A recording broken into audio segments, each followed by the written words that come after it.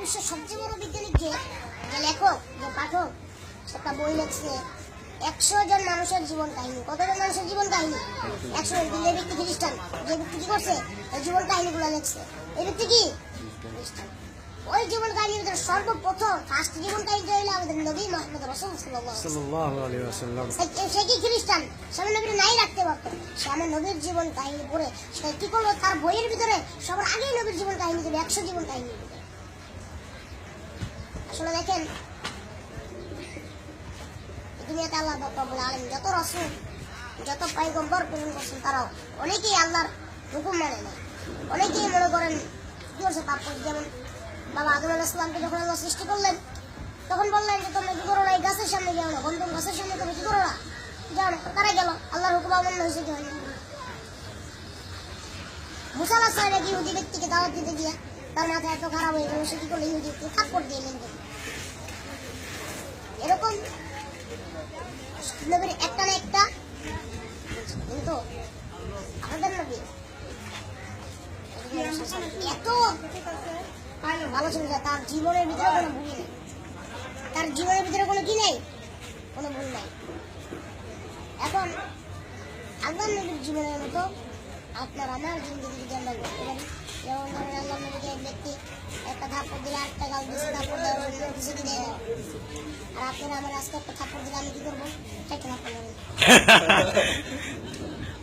এই কারণে কাজেই আপনি আমরা সবাই চেষ্টা করবো আল্লাহ নবীর জীবনের মতো জীবনী গঠন করা।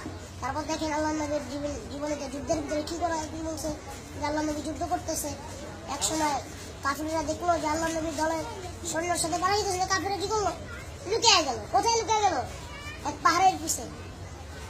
এবার আল্লাহ নবী সাল্লাল্লাহু আলাইহি ওয়াসাল্লাম কি করলেন, তারা চিন্তা করলেন যে না, যখন তারা চলে গেছে আমরা কি করবো, ওসব সাহাবায়ে আমরা চলে গেলেন, আল্লাহ নবী গাছতলায় একটু বসে। তো এমন সময় ওই কাফের একটা তরবারি নিয়ে দৌড়ে এসে তারপর কি করলো, আল্লাহ নবীর সামনে দাঁড়া হইল। আল্লাহ নবীর গলার সামনে তরবারিটা ধরে বলতেছে যে তুমি তো খালি সবাইকে আল্লাহর দাওয়াত দাও, এখন তোমার আল্লাহকে আমার হাত থেকে তোমাকে বাঁচাইতে বলো, দাও তোমার আল্লাহকে তুমি রাখো, তোমার আল্লাহ তোমাকে আমার হাত থেকে বাঁচাইতে পারে। এখন আল্লাহ নবী আল্লাহকে ডাক দেন, সঙ্গে সঙ্গে ওই কাফের হাত থেকে তরবারি কাঁপতে কাঁপতে কি হলো, মাটিতে পড়ে গেল।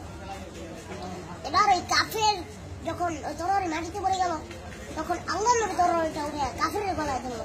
এবার বলতেছে আমার তো আল্লাহ ছিল, আমার বাঁচিয়েছে, তোমার কি বাঁচে? আমার কি ছিল, আমার কি ছিল, আমার আল্লাহ ছিল, এই কারণে আমাকে বাঁচিয়েছে, কিন্তু তোমাকে কি বাঁচাবে, তুমি তো আল্লাহকে মানে না।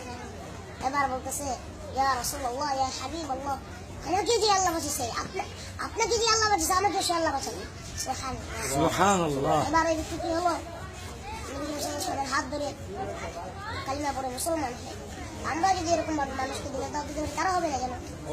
কারণ আমরা একজনের কাছে 4 দোকানে মানুষ খেলা দেখতেছে, আমাদেরকে নামাজের দাওয়াত দিলাম, নামাজের সময় এসে এই নামাজের সময় এসে আসেন আপনারা, আমাদের দায়িত্ব। আল্লাহ নবী কি করছে, কাফেরদের ডেলি দাওয়াত দিচ্ছে, মাইর খেয়েছে, তারপর আমাদের দাওয়াত দিচ্ছে। আমরা যদি এরকম ভাবে দাওয়াত দিতে পারি, আমাদের বাংলাদেশের সমস্ত মুসলমান এবং যুবক, খাস করে যুবকেরা ইসলামের পথে শিখবে। আল্লাহ পাক রব্বুল আলামিন আমাদের তৌফিক দান করুন। আমিন। আলহামদুলিল্লাহ রাব্বিল আলামিন। আসসালামু আলাইকুম। ধন্যবাদ।